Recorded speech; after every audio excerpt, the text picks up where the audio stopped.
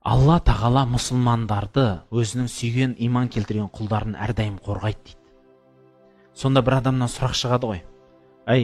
Соғыс болып жатыр әр жерлерде. Соғыс болып өтіп кетті. Кейбір жерлерде мұсылмандарға қысым көрсетіліп жатыр. Бұрын тарихта да қысым көрсетілген. Онда Алла тағала қорғайды деген мына Құранның аятын қалай түсінеміз дейді. Бір-біріне қарсы келмей ма дейді. Мына дүниенің ақиқаты мен мына Құранның аяты. Инналлаха юдафиу анилладина аману. Иман келтірген адамды Алла тағала қорғайды. Қорғайды деген түсінік, бауырлар, кең мағыналы түсінік. Сізге не маңызды, соны қорғайды Алла тағала бірінші орында. Сіз өзіңіз мұсылман ретінде айтыңызшы, сізге бұл өмірде не маңызды? Мысалы дейік, сізге бір періште келді да, өлім періштесі, қолын созды, кеттік деп. Әкелді қолыңды, кеттік деді да. Енді білесіз ғой, өлім періштесінің қолы созылғаннан кейін ол қол қайтпайды. Қайтып алып қоймайды да, қол созылады, болды ол. Сіз қолыңызды оған қарсы созып кеттік десеңіз де, жоқ бармайым десеңіз де кетесіз да.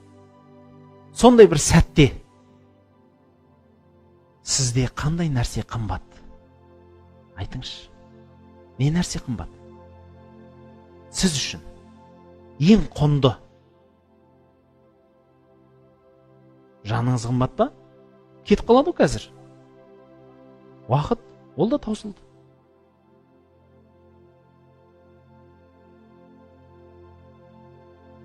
Сіздің иманыңыз қымбат. Егер сіз со иманмен кетсеңіз, қалған бәрі шешіледі. Дұрыс па? Ең маңызды сол ғой. Егер ол жоқ болса, болды, онда қалған нәрсенің бәрі керегі де жоқ. Сіздің пейнеттеп тапқан дүниеңіздің де керегі жоқ. Сіздің пейнеттеп тапқан денсаулығыңызда, таныс тамырыңызда ешкім керек жоқ. Құранда сөйтіп айтылған емес па, я? Ол күні ла байун ва ла хулла. Ол күні ешқандай таныста, сауда саттықта болмайтын күн. Ешқандай таныста жәрдем бермейді. Ешқандай да сауда саттық болмайды. Яғни сіз еш нәрсе жүрмейді ол күні. Сіз шын күнге, шын өмірге бара жатсыз. Әрбір секундыңыз, әрбір минутыңыз шын өмірге қадам. Дұрыс па? Қазірдің өзі біз қадам жасап баратымыз. Сіз орныңызда отырсаңыз да жүріп бара жатсыз. Орныңызда отырсыз, бірақ кетіп бара жатырсыз. Дұрыс па? Енді осы кетіп баратқан жолыңызда сіздің ең қымбат иығыңыздағы жол азығы ол не? Ол иман. Егер сол болса, сіздің мәселеңіз иншалла шешіледі. Не болса да шешіледі. Мүмкін сол жерде бір таяқ жеп аларсыз ортада. Не болса да о болсын. Өйткені пайғамбарымыз саллаллаху алейхи ва саллям айтады ғой, кімде кімнің ақтық сөзі ла илаха иллалла Мұхаммад расулалла болса, оған не болса о болсын деген сөз шығады хадисте. Не болса о болсын, ол жәннатқа кіреді дейді. Не болса о болсын деген мағына, кең мағыналы мағына, я? Мүмкін сол адам дозаққа кірер. Мүмкін Алла тағала кешірер. Мүмкін адамдар кешірмес.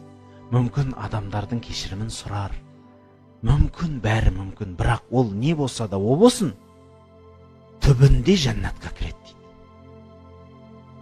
Сондықтан Аллаға деген иман бұл маңызды нәрсе.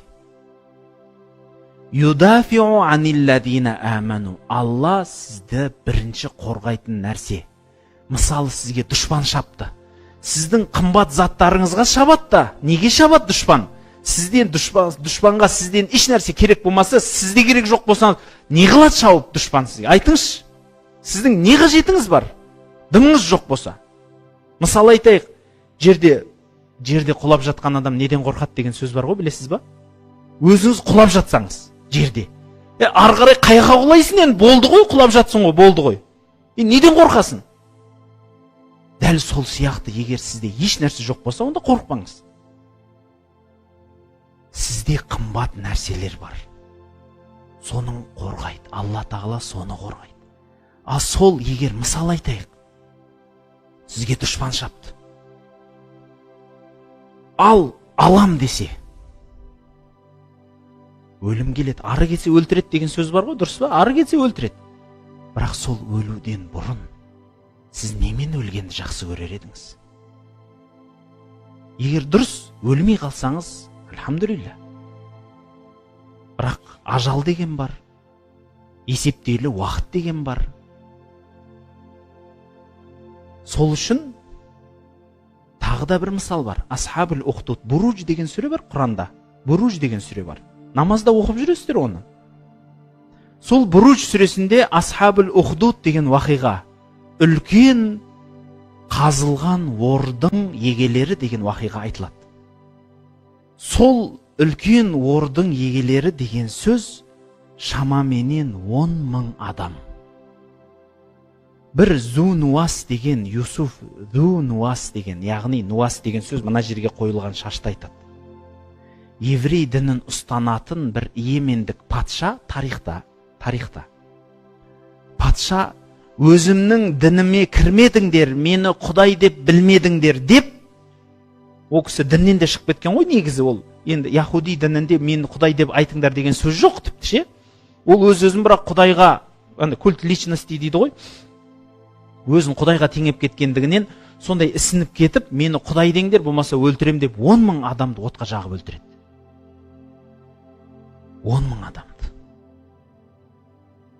Тарихта 3 кішкентай сәби туыла салып сөйлеген дейді. 3 кішкентай сәби туыла салып сөйлеген. Сол 3 сәбидің біреуі сол жерде сөйлейді. Отқа қарай айдап бара жатқанда қолында жаңа туылған перзенті бар. 2-3 айлық баласы бар ана.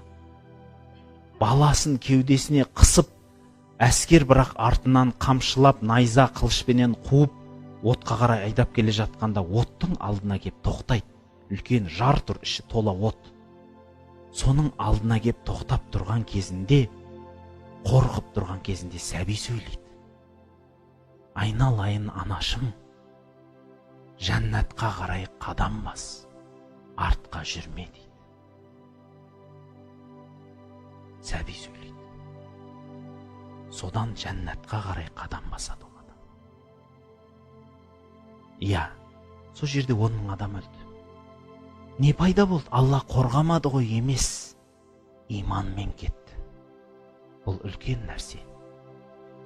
Сынақсыз, сынағы аз болып, немесе Алланың сөзі үшін, өзінің иманы үшін өлу деген бұл үлкен ғанибет нәрсе. Құранда сол Буруж сүресінде айтылады, оларды еш нәрсе үшін өлтірген жоқ, тек қана Алла деген сөз үшін өлтірді дейді.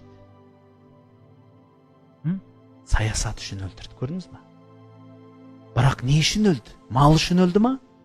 Үй үшін өлді ма? Жер үшін өлді ма? Көше тұғын сай үшін, өлі тұғын тай үшін өлді ма? Жоқ. Иман үшін өлді. Бұның да орны бар ғой, түсінесіз ба?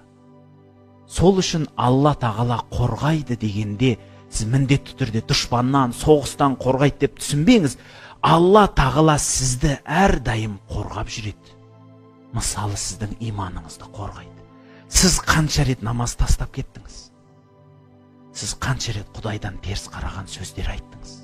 Сіз қанша рет күнә жасадыңыз, бірақ сонда да сізді Алла қорғады. Неден? Кәпірліктен. Өзінен теріс қарап адасып кетуден қорғады. Қарыздарсыз ба?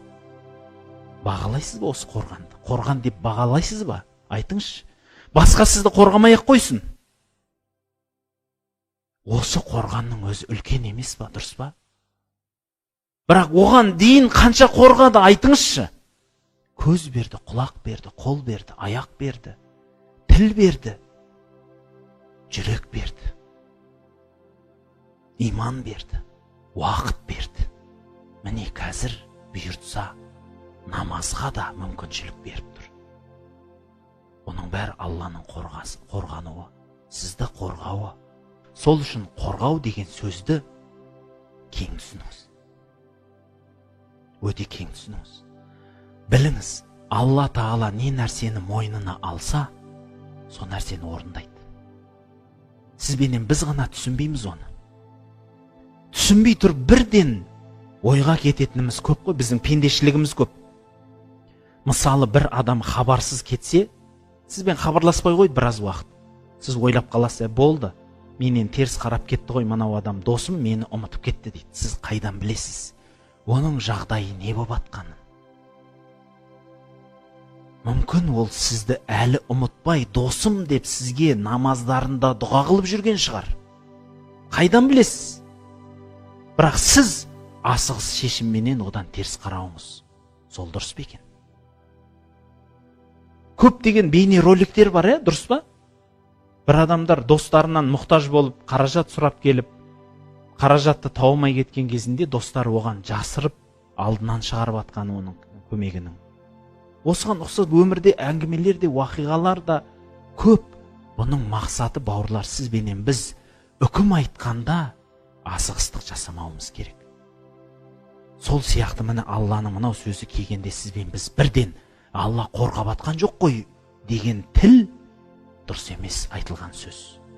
Бұл сізді шайтан сөйлетіп тұрған. Бәлки әліптің артын байқаңыз. Алланың алдына барғанда да сұрасаңыз болады. Бірақ ақылға салып, білім егесінен де сұрасаңыз болады. Осы Құранның аятын маған түсіндіріп берші деп.